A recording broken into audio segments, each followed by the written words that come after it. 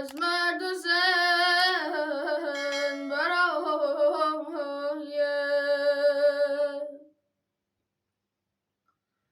از حسرت دهانش آمد به تن جانم خود کام تنگ دستان که زان دهن برآید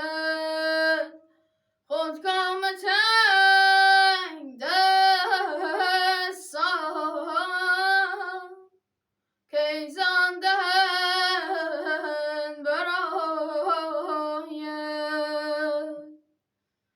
گویند ذکر خیرش در خیلش بازان هر جا که نام حافظ در انجمن